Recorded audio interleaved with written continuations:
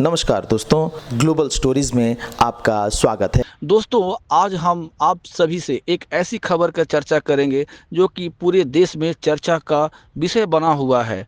जी हाँ, हम बात करेंगे आज उत्तर पूर्वोत्तर राज्यों में, जहां मिजोरम की बात करेंगे, जहां पर एक ऐसा बच्चा जन्म लिया है जिसकी चर्चा पूरे देश भर में हो रहा है। भारत में पहला बच्चा है जो कि जनरेशन बीटा के नाम से जाना जाएगा। वह जन्म लिया है मिजोरम राज्य में।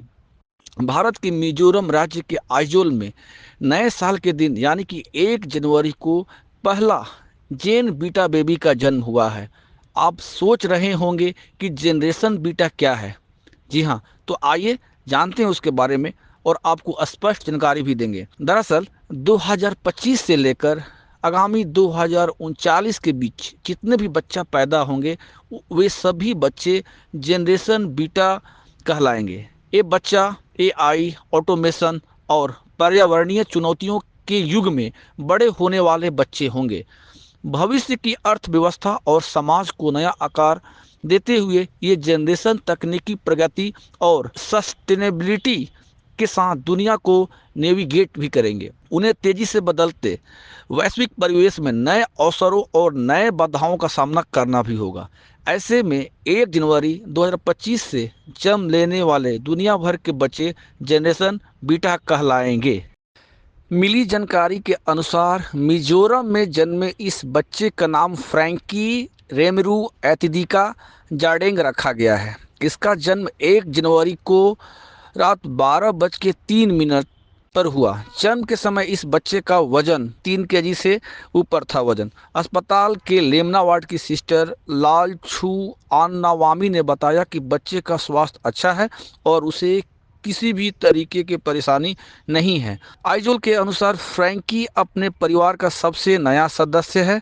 उसके परिवार में उसकी बड़ी बहन, माँ और पिता रहते हैं। यह परिवार आइजोल के खाटला ईस्ट इलाके में रहता है। बच्चे की मां ने देश का पहला जेन बीटा बेबी देने पर पूरी खुशी जाहिर किया है और देखा जाए तो एक नया रिकॉर्ड बन गया। एक सर्वे के अनुसार आने वाले 2035 तक जनरेशन बीटा का ग्लोबल पॉपुलेशन लगभग 16% तक हो जाएगा। बीटा बेबी जेन अल्फा के उत्तराधिकारी होंगे जो जेन जेड और मिलेनियल्स के बाद आएंगे। जेन अल्फा के बीच तकनीकी ही सब कुछ है, वो अपनी हर चीज़ के लिए तकनीक पर निर्भर रहेंगे। इसी तरह जनरेशन बीटा इससे भी एक कदम आगे होने वाली है।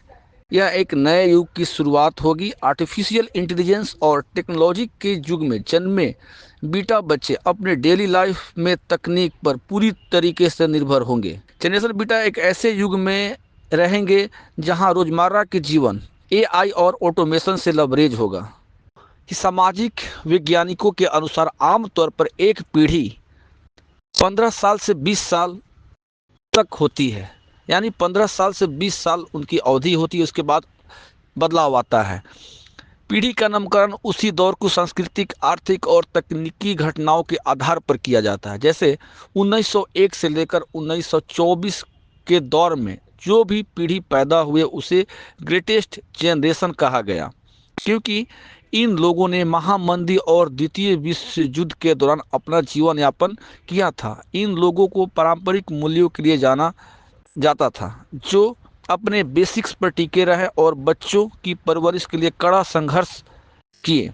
इसके बाद साइलेंट जनरेशन की बारी आई थी।